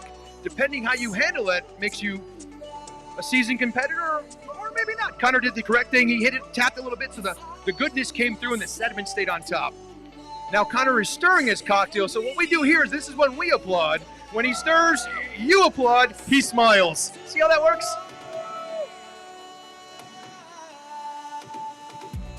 You have no idea how that puts them at ease and relaxes them a little bit, so thank you.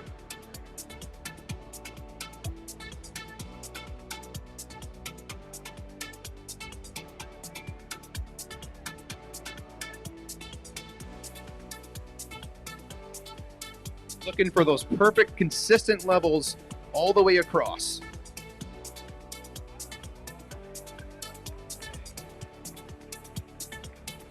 Tony Abou-Ganim gave him the nod.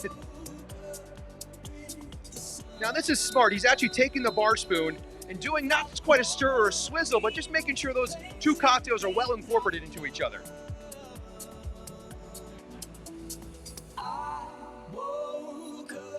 Just to see with all of the faces, you were the one next to me. You can feel the lines start to tremble, watching what you know out to see it. You can see your life out the window tonight. Took the time to dry his hands before he puts on his glove. There's nothing worse than putting a glove on a wet hand. You can barely get it on. You forget what's going on, but probably a lesson learned from doing it from the past. Like, I should probably dry my hands before I put this. Yes. Well, I learned the lesson twice myself.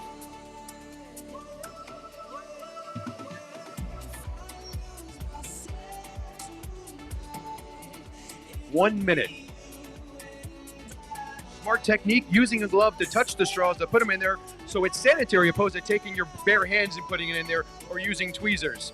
I like the glove technique because it saves you time. Now you can pretty much touch everything and be a little more efficient and quicker. I agree. Beautiful garnish. Look at that. Pineapple frond, that orange art. Oh, took full advantage of that 15-minute garnish time. 30 seconds.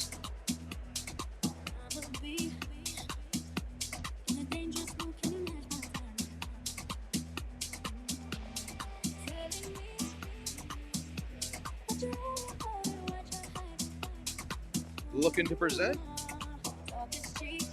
10, 9, and there we have Connor Perry. 9 seconds to spare. Ladies and gentlemen, our last competitor of the night. How did he do? You guys are good. Not as good as Clark, I agree. Connor, come on down, my friend. Drink runner. Tiffany, the lovely Tiffany Souls, already here. Barbacks attack that bar. Connor, welcome back, buddy. How are you feeling from the last competition to this one? What has changed from when you competed last year to how you competed this year? I mean, honestly, so much. Last year, as I said, I've only been doing this about 3 years, and that means bartending, not just competing. And between last year and this year, I've grown so much as a competitor. I've been practicing so much more. I've gotten so much more help from friends, from mentors, from family. A lot of them are watching. I see so many of you. Thank you so much. Love y'all. But yeah, I mean, just truly the professionalism, I think, is the biggest thing. I've just grown so much in the way in which I'm attacking these competitions. Now, let me ask you this, because every competitor is part of the USBG, the United States Bartenders Guild, and an active member. Aside from this competition, what benefits does being a member of the USBG get you? So many. I mean, it opens up so many opportunities for conferences, for competitions, for just networking. There's so many people who've reached out to me that I've met through these competitions, through just the USBG. I'm a member at large. I don't even have a chapter, and still there are friends that I've made just through the USBG, messaging people on Instagram and things like that. So, I mean, it's a huge thing. Plus, I don't know, there's something kind of beautiful about being part of a guild. You know, it makes me feel so professional and medieval, you know, being an artisan with a guild. So now let me ask you this, as a bartender who's maybe taken the step to do a couple competitions, but then finally hears about USBG and IBA bartending classic competitions, what one piece of advice would you give them to prepare for their first time? I'd say you have to attack it a little bit differently. Like, this is I love competing IBA, but it's very much all about showmanship. It's all about doing everything properly, making sure there's not a single drop anywhere, doing everything just perfect. And I think some of the other competitions that I've gotten to be a part of, it's a little bit more casual. It's a little bit more, you know, can you entertain? Can you talk with someone while you're making the cocktail? Kind of like it is when you're working at the bar, you know, every night. And this one's a little bit more about showmanship, a little bit more prim and proper, a little bit more fancy, if you will. Ladies and gentlemen, Mr. Connor Perry. So what we're going to do, we're going to tally up the scores. And remember, there's more than just this one round you saw. They had the first garnish round in the back. 15 minutes creating those beautiful garnishes and getting deducted or points for that. The second round was their inspiration speech, which Livia Laurel had the hard job to do. I don't know how you're going to do that, brother, but I don't want to be you, to see how well they described their cocktail and told their story. The third round is what you got to saw up here during their 7 minutes. And that fourth part of judging is all done in the back. Blind judges, no idea whose cocktail is what, to really judge fairly each cocktail, the balance, taste, aroma, and presentation. With that, we got a long, dear friend of mine, long sponsor of this event, who's competed in many competitions before, the proud, Bobby G? Oh, I didn't know he's tasting. as long as you need, my friend, the long beverage director of applications, or like we like to say, the mixo of ABM, American Beverage Marketers for Finest Cone Real, Mr. Dean Cerneals. Thank you, ladies and gentlemen. Please put your hands together for Rob Houston. He's knocking it out today. I feel like a very short person back here. What's happening over there, everybody? Very cool. Hey, yeah, I have a wonderful opportunity to share with you guys some cool things. You know, how big is a cocktail? We're talking about 5 ounces, maybe 4, you know. 20% of that is the spirit, right? 20% of that cocktail is the spirit. The other 80% of the cocktail is your spirits of any kind, or spirits of any kind is the 20. Sugar, water, and bitters is the rest of the cocktail. So you guys can bring your fun spirits of any kind. We have the sugar, water, and bitters. A great combination. In all these bottles, there's different versions of sugar, water, and bitters. I wanted to bring a couple of different versions of our products out here so you guys could see. With the Real brand, we have, oh, I'm going to fall. This is real fruit from the world's finest growing regions. Thank you very much, Tony Abou-Ganim. We truly go around the world finding the world's finest fruits in order to put these into our products. We don't get cheap products or cheap fruits from closer facilities or closer areas. We go to where the fruit is just right. Mangoes are from Ratnaguri, India. Could we get mangoes from Mexico? We sure could, and they'd be a whole lot cheaper, but they wouldn't have the same flavor profile as the Ratnaguri, India. All right? Woohoo! Coco Real started it all off in 2006, and then we started adding flavors. This year, we now have 27 different flavors of Real. Dark chocolate Real is coming this year, and it's absolutely to die for. I wish I had enough to share with you guys. We're not even running it yet. Ouzo Real is here as well, and Fig Real. Fig Real, Fig Real. I feel like an opera singer when I say that, right? Fig Real. So beautiful products. What we have here is real fruit, real sugar. If you gave your chef the job of going to create syrups, they're going to get the best strawberries they can from a local supplier or whatever. Probably not as good as the strawberries that we're getting in season. We also pick those strawberries in season, ripe off the vine. So we're not getting green strawberries shipped to us and hoping that they'll ripen along the way. We pick those strawberries when they're ripe off the vine. We puree them, and then we flash freeze them. So that means the flash freezing is going to freeze those strawberries solid, that strawberry puree solid, in about 8 hours. In contrast to many days of trying to freeze it. So that flash freezing means that we're stopping oxygen. We're stopping Mother Nature of changing that strawberry. So when it goes into a batch, it thaws out just before it goes into a batch, and that's how we keep that real fresh strawberry goodness that Mother Nature put in the strawberry, which is super important to us because we know that you want the freshest strawberries that you can in your cocktails and also your desserts and dinners as well. So we treat the strawberries very, very well. If you come up to Louisville, Kentucky, we're just outside of Louisville in New Albany, Indiana. We'd love to host you. Tony's been there. Yes, sir. All right. Also culinary. If you're ever tasting these for the bar, make sure your chef gets some of these as well. It's going to blow them away. The consistency of these products is second to none. If you're making your own strawberry syrups or any syrups, you can't make them as consistent as we can. We do it exactly the same every single time. So when you open it, you know it's going to taste exactly the same. Consistency, very important for the bar, but also in the kitchen. I would love to bring one of our major sponsors of this event, New Riff Old Tradition. Yeah. Ladies and gentlemen, from New Riff Distillery, Mr. Ken Grubbs. Thank you very much. Thank you. Oh, the little tongle. I like this. No, you're golden. I don't have the energy that you brought, and I'm sorry to everybody out here. Nobody does. Oh, gosh. Oh my. HR, no, we're good. So good afternoon, everybody. First and foremost, let's give it up for all the competitors again today. What a great job. Both back there doing their garnishes, their stories, their cocktails. It's been fantastic. It's been great to be a part of it. And thank you all for sitting here listening to me speak for a little bit. By a show of hands, who out there is familiar with New Riff Distilling?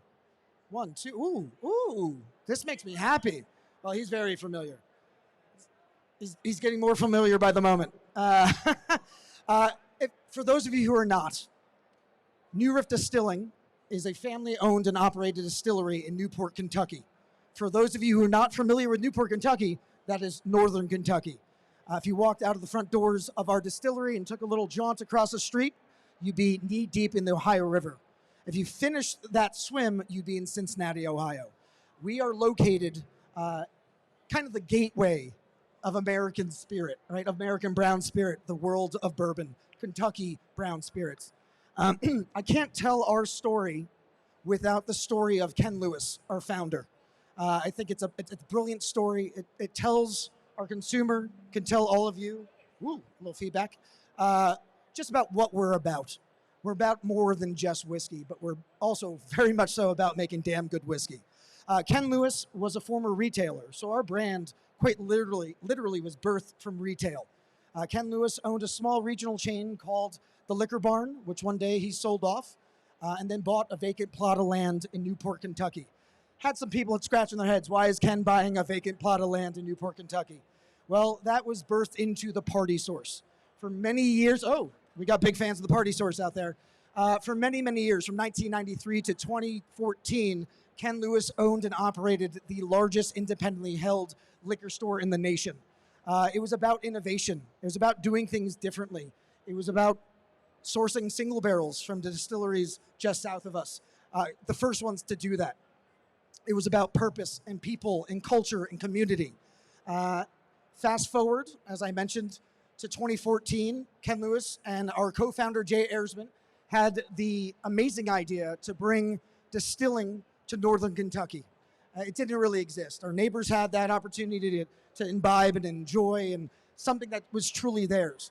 So they had the idea to open up a distillery in this giant parking lot of this giant liquor store, and that became New Riff Distilling. But because of our 3-tier system here in the United States, he could not own what he was going to, or sell, I should say, what he was going to produce. So he had to divest. And this is the part of the story I love to tell. There were a lot of big checks being written, but Ken Lewis and true Ken Lewis. All right. We have returned. Dean, don't be shy. You can pop on in here. Yeah, while our friends at New Riff are going over the product and we're drinking it, we brought in another legend in the bartending game, Tony Abou-Ganim, the one and only man in the red jacket for this interview. Tony, how did you think? Any big impressions to share right off? Oh man, I've been competing on this stage for 30 years. And to see where the cocktails have gone, where the technique has gone, where the creativity has gone, it blows my mind. I mean, the competitors today, some of the best representing the United States for the USBG, I'm in awe.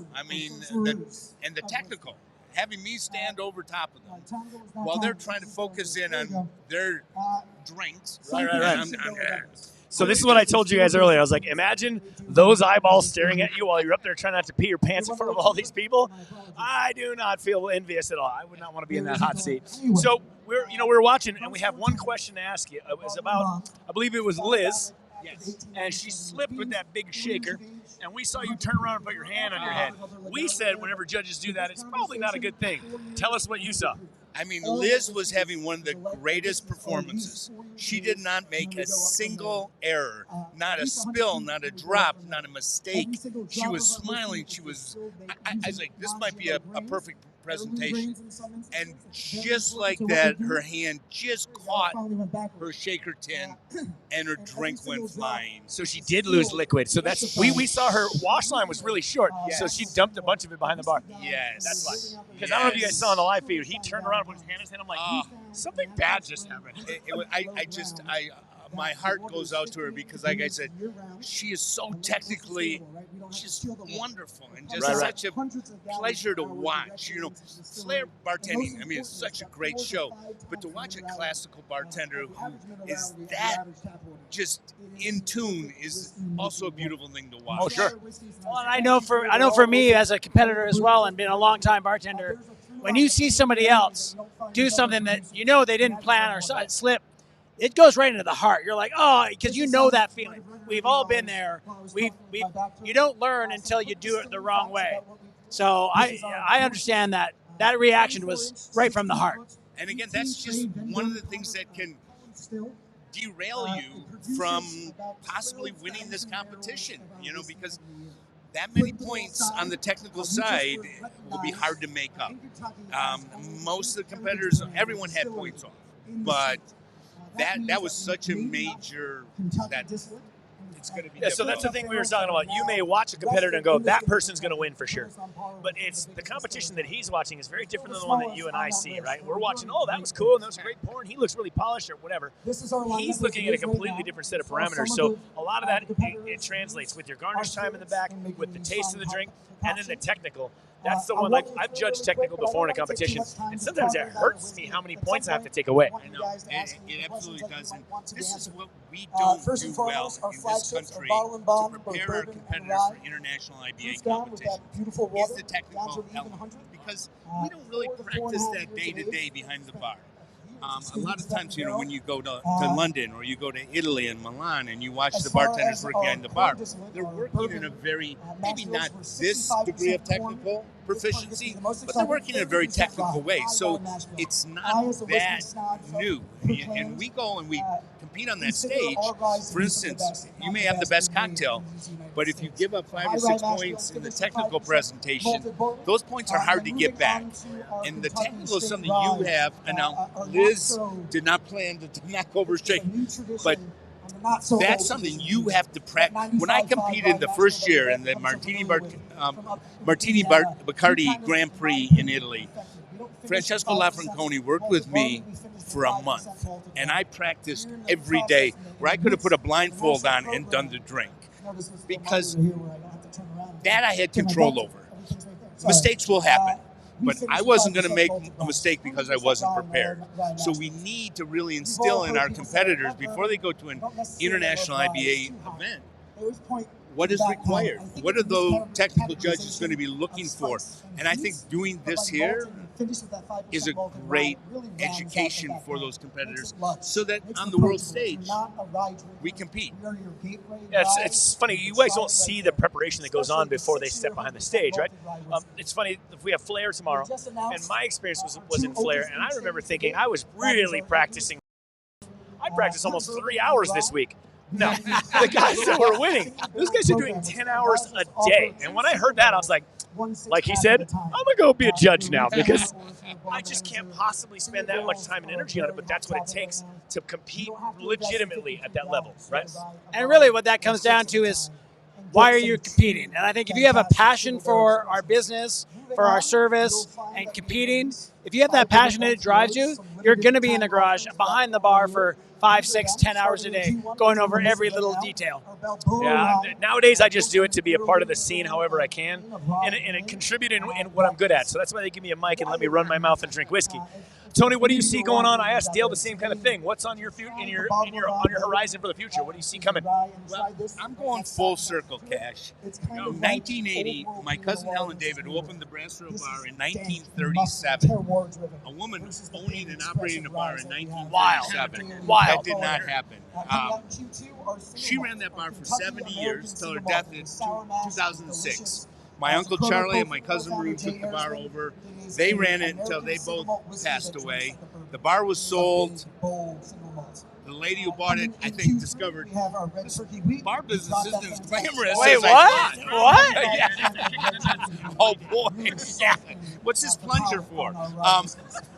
So the bar went back up for sale, and I'm really, really close to Tell me getting you're it back buying in the that bar. family. That is fantastic. Yeah. So, Hell yeah. So we're hoping the liquor license is in the application form right now. So we're hoping by the end of the year, the Brasserie will be back in the family, and So listen, I think you guys at home may not know. I've known Tony for a number of years. He's always so giving of his time, but every time he talks from the heart. And the story I've always heard from him over and over is about his aunt, about the family, and to have that come back to you, dude, I got goosebumps. Oh, man. I've not been this excited about anything. I can't tell you. I mean, that is definitely full circle. And that's brother. coming from a guy that's done it exciting. all.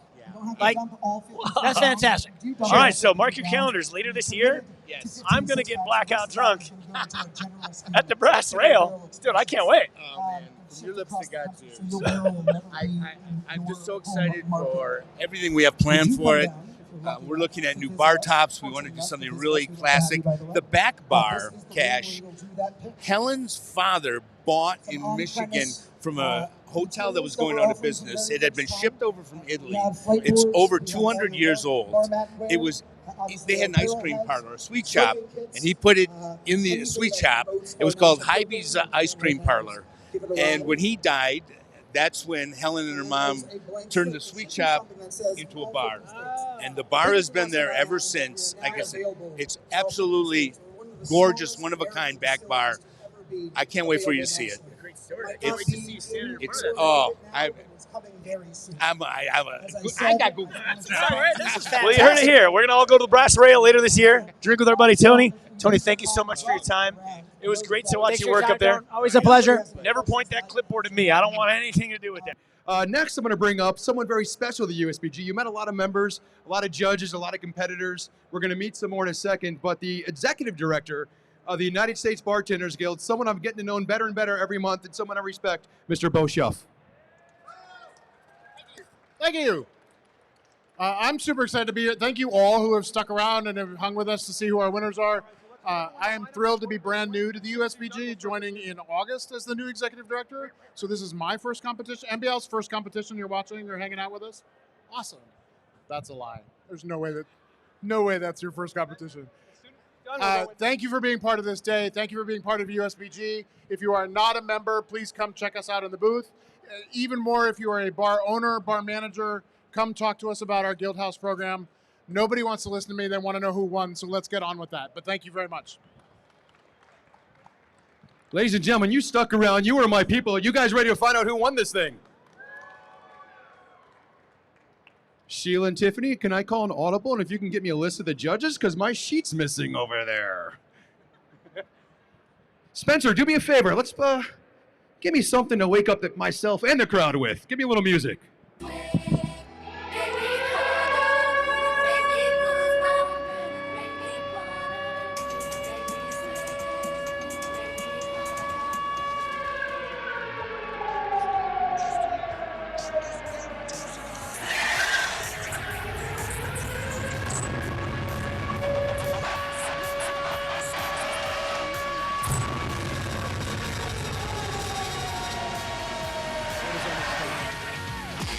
There we go, ladies and gentlemen, shake it up.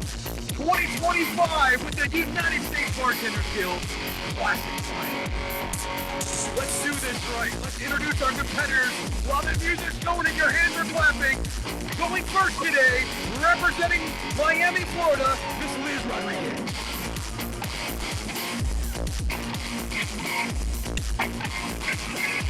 Going second, all the way from Charlotte, North Carolina, Miss Yolanda Gregg.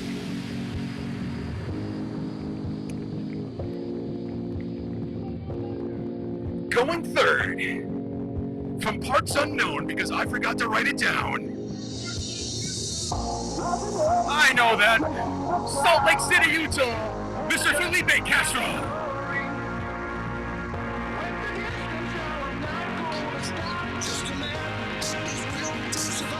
From Seattle, Washington, looking good in that suit, Mr. Jonathan Stanyard.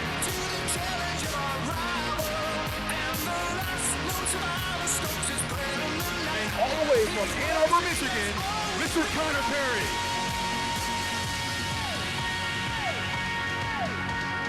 Let's bring up our judges, starting with Livia Loro, who's taking a picture right now.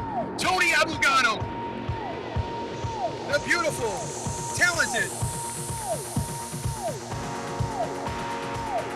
garnish judge from Las Vegas' own Nikki Benvenuto. Our tasting judge, Bobby Gleason, Jennifer Yim, and Joe Akasawa. Our bar backs, where are you at, guys? Come into the stage. You guys are the unsung heroes. You are the ones that make these bartenders look good, and we appreciate it. Mark Pope, our timing judge. Tiffany Souls, our drink runner. This girl has put up more stress in the last 2 days. Give her a hug. Everyone get together, nice and tight. Let's take a nice group picture for the folks. Cash Ryan, get your butt up. Jared Moore, come on up. Don't forget the dash. Hashtag USBG.org.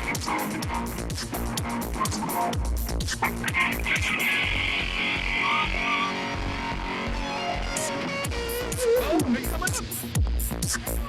Oh, we got to do all the pictures all over again. Come on, Bo. Ladies and gentlemen, Bo Shuff again.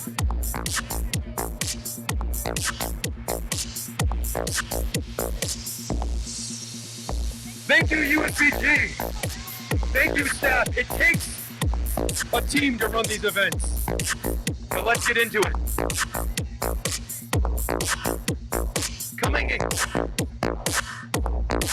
in second place, representing Team USA in the IBA International Bartenders Association Pan American Games Classic Division, no stranger to the stage, Miss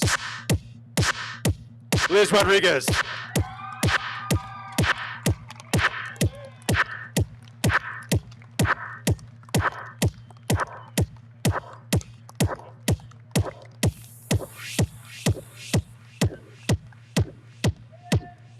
Our overall champion, representing Team USA, the Olympics of bartending against every other nation. In the Classic Finals. They put on a good show today. Let's see if they put on a good show overseas. Mr. Jonathan Stanyard.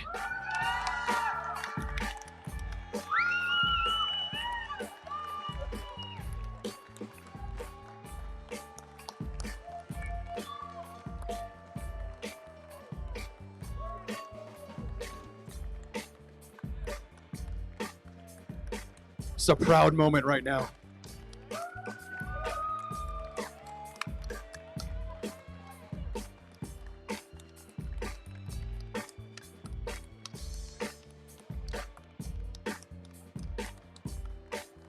Fresh from his win from Diageo World Class, now to represent Team USA at the World Cocktail Championship. But that's not all. Everyone is a winner here today. Let's bring up the other three competitors. These three competitors have first right of refusal to represent Team USA in the IBA Pan American Games Friendship Classic Competition. This is the team. This is what you want to strive for. Sign up for the USBG. Become a member. There's more to bartending than just being on your phone and be like, why isn't it busy? Why isn't anything going? You can be out there actively doing stuff. The more you put into it is the more you get out. Now I'm going to give the microphone to Mr. Bo Schuff for closing comments. Nope, Bo's good. All right. Well, with that being said, let's get these 5 contestants out here. One final picture. Ladies and gentlemen, thank you guys. Shake it up. 2025 is done. Don't forget to check us out tomorrow at 1:30 p.m. where we have the top 5 of the nation for the USBG for Flair. You're going to see the same techniques, same cocktails, with some entertaining bottle flip and show-stopping action. You're going to want to charge your camera for us. Thank you guys, and we'll see you there.